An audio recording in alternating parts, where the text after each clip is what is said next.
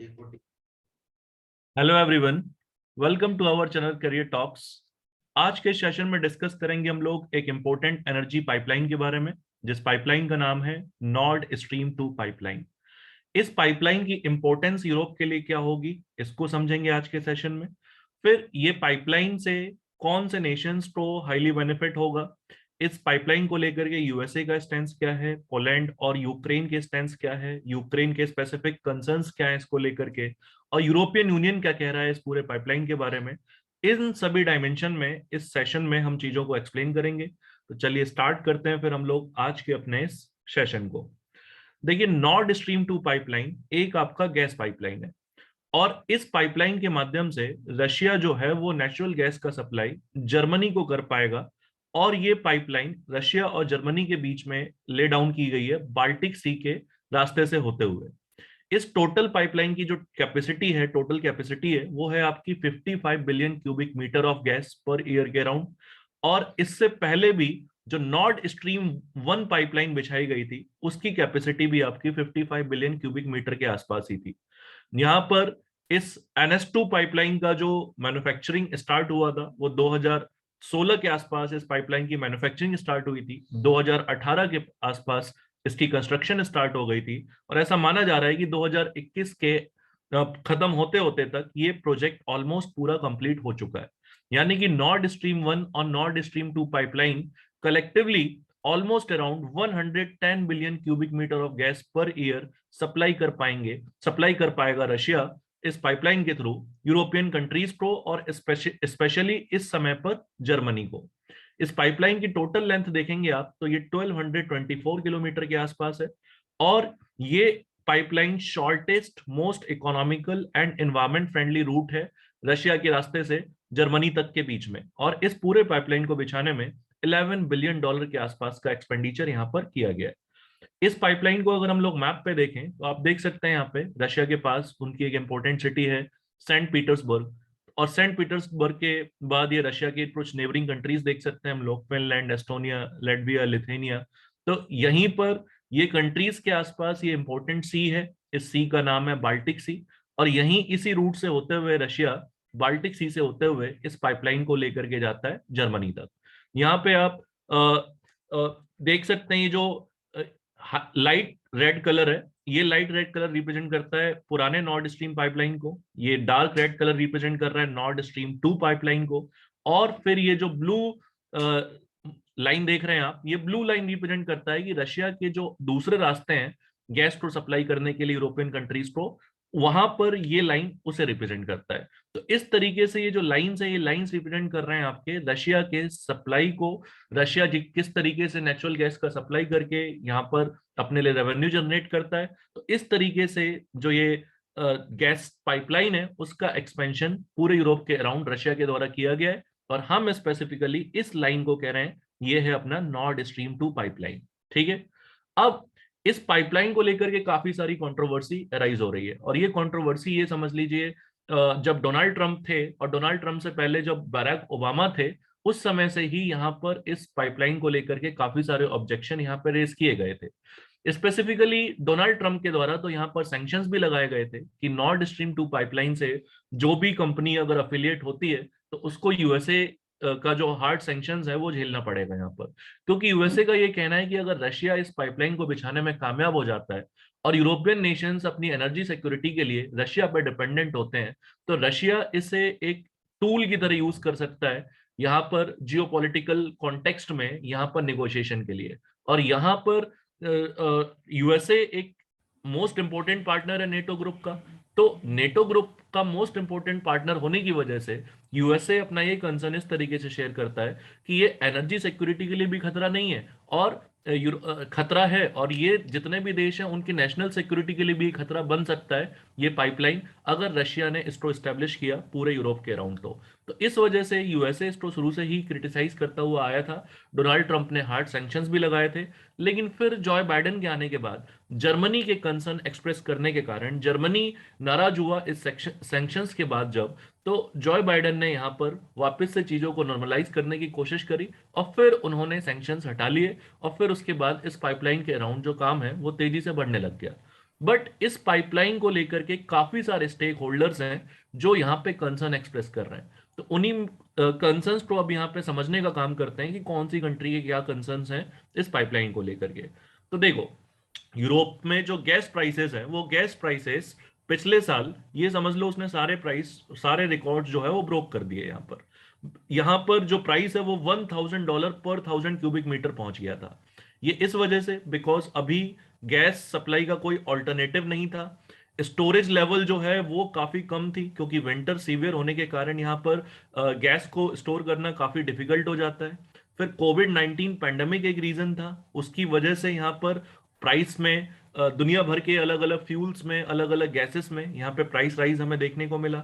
और इस सभी कॉन्टेक्स्ट में अगर NS2 के माध्यम से रशिया गैस सप्लाई करेगा, तो ओवरऑल सप्लाई बढ़ने के कारण यहाँ पर डिमांड भी फुलफिल हो पाएगी, और ओवरऑल प्राइस में भी यहाँ पे गिरावट देखने को मिल सकता है यूरोपियन मार्केट को। तो इस वजह से यूरोपियन मार्केट और स्पेसिफिकली जर्मनी इसको काफी पॉजिटिवली देखता है, राइट।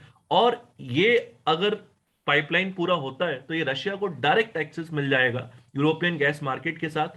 बाल्टिक सी से होते हुए सीधा उसको जर्मनी से जोड़ना है, यहां पर उसे यूक्रेन, पोलैंड, इन सब देशों से होते हुए ट्रांजिट नहीं करना पड़ेगा।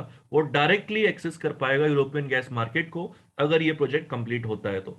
साथ ही साथ काफी सारे नेशनल गवर्नमेंट्स और लोकल अथॉरिटीज इस प्रोजेक्ट के कारण बेनिफिट उनको मिल सकता है, क्योंकि यहां पर इस प्रोजेक्ट को अपने देश में स्टैब्लिश करने के लिए यूरोपियन कंपनीज के द्वारा या उस स्पेसिफिक कंट्री की कंपनीज के द्वारा इन्वेस्टमेंट करी जाएगी, जिससे एम्प्लॉयमेंट जनरेट होगा। तो इससे नेशनल गवर्नमेंट और लोकल अथॉरिटीज जो हैं उनको भी हाईली बेनिफिट यहाँ पे मिल सकता है। फिर इसके बाद देखें यूक्रेन का क्या कंसर्न है। देखो, सबसे पहले आप देखो यहाँ पर कि यूक्रेन है कहाँ। ये है रशिया, रशिया के बगल में है यूक्रेन। और हम सभी को पता है, प्रीवियस सेशन में भी मैंने डिस्कस किया कि रशिया यूक्रेन के अराउंड, इन बॉर्डर्स के अराउंड कितने हाई टेंशन यहाँ पे चल रहे हैं। यहाँ पर ऑलरेडी रशिया ने हजारों की मात्रा में जो ट्रूप है वो ट्रूप डिप्लॉय कर रखा है। और इससे पहले 2014 में भी ये जो क्रीमिया वाला पार्ट है, इस क्रीमिया वाले पार्ट को रशिया ने यूक्रेन से एनेक्स कर लिया था। तो इस वजह से रशिया और यूक्रेन के बीच में सिचुएशन काफी इंटेंस है, बनी हुई है। बॉर्डर डिस्प्यूट्स यहाँ पे बने हुए हैं। और उसी कॉन्टेक्स्ट में अगर नॉर्ड स्ट्रीम 2 पाइपलाइन अगर रशिया इस तरीके से लेके जाता है, तो उसको लेकर के यूक्रेन को क्या कंसर्न हो सकते हैं। तो देखो, समझते हैं इसको। देखो, यूक्रेन ये मानता है कि रशिया इसे एक जियोपॉलिटिकल वेपन की तरह यूज करेगा, और यूक्रेन को मिलने वाला इससे जो क्रूशल रेवेन्यू है, वो क्रूशल रेवेन्यू खत्म हो जाएगा। कैसे खत्म हो जाएगा? तो देखो, अभी रशिया जो है वो, ये ब्लू लाइन आप देख सकते हो काफी सारी। तो ये जो रशिया काफी सारी अपनी जो गैस पाइपलाइंस है वो अभी यूक्रेन के रास्ते होते हुए लेके जाता है। अब यूक्रेन के रास्ते जब ये पाइपलाइन जाती है, तो इससे जो ट्रांजिट फी है एक तरीके का, उस ट्रांजिट फी के जरिए यूक्रेन को बिलियन ऑफ डॉलर्स यहां पर प्राप्त होते हैं। तो अगर रशिया को ये ऑल्टरनेटिव मिला बाल्टिक सी वाला, तो वो ट्रांजिट फी यहां पर खत्म हो जाएगा यूक्रेन का। और जिसकी वजह से यहां पर यूक्रेन को जब बिलियन ऑफ डॉलर्स का नुकसान होगा, तो यहां पर एक बहुत ही हार्ड तरीके से यूक्रेन की इकोनॉमी हिट हो सकती है। और इस वजह से यूक्रेन कह रहा है कि भाई, रशिया इसे जियोपॉलिटिकल वेपन की तरह यूज करेगा हमारे क्रूशल रेवेन्यू को खत्म करने में। साथ ही साथ यूक्रेन की जो वायबिलिटी है वो भी डिपेंडेंट है रशियन फॉसिल फ्यूल्स के ऊपर।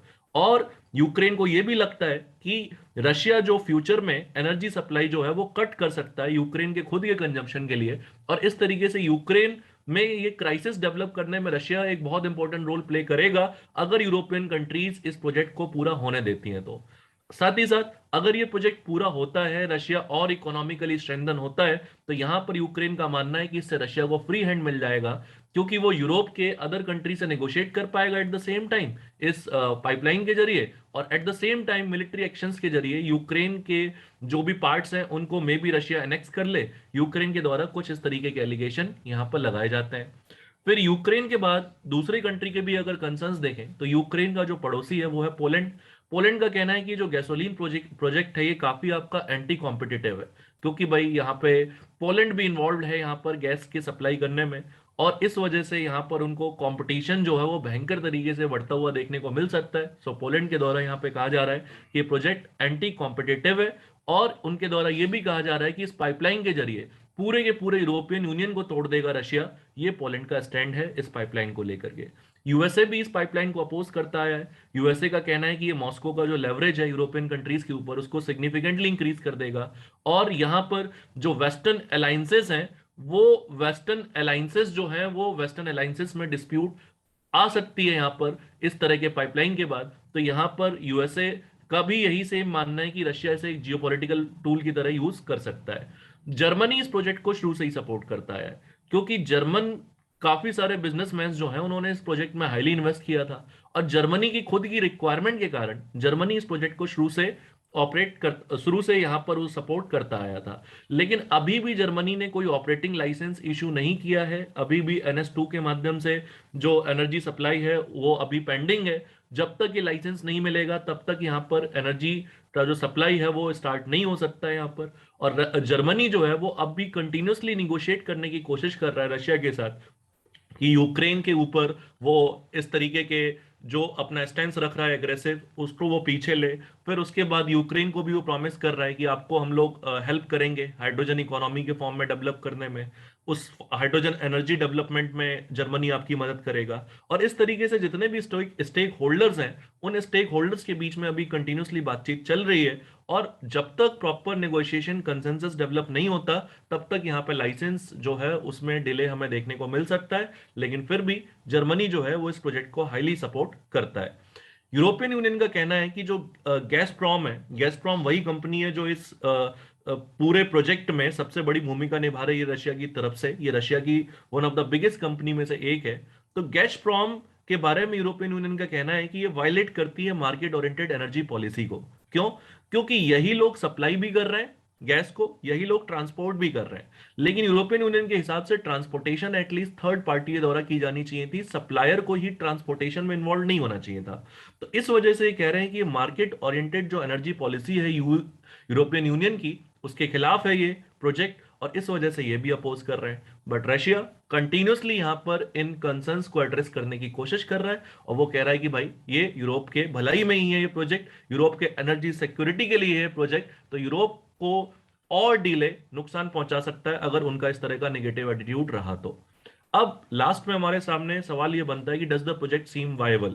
ठीक है, तो यहां पर जो वायबल प्रोजेक्ट तभी बन सकता है जब यूक्रेन के जो कंसर्न्स हैं उसको एड्रेस किया जाए, यूक्रेन की एनर्जी सिक्योरिटी कॉम्प्रोमाइज ना हो, कोई भी किसी भी तरीके से यहां पर मार्केट ओरिएंटेड जो पॉलिसी है वो वायलेट ना हो रही हो, और जितने भी स्टेक होल्डर्स हैं जब तक उन सभी के बीच में कंसेंसस डेवलप नहीं होता यहां पे प्रोजेक्ट का वायबल होना डिफिकल्ट है। बट ऑलरेडी यहां पर कंस्ट्रक्शन किया जा चुका है, तो जल्दी इन इश्यूज को एड्रेस करने के बाद आप देख सकते हैं बहुत जल्दी कि नॉर्ड स्ट्रीम 2 पाइपलाइन एक्टिव हो जाए, और ये पाइपलाइन यूरोप की एनर्जी सिक्योरिटी में डेफिनेटली एक इंपॉर्टेंट रोल प्ले करने वाला है। और इन फ्यूचर में भी रशिया इसका एक जियोपॉलिटिकल टूल की तरह इस्तेमाल भी कर सकता है। तो उसी चीजों को लेकर के आगे क्या डेवलपमेंट होती है हम आपके साथ शेयर करते रहेंगे।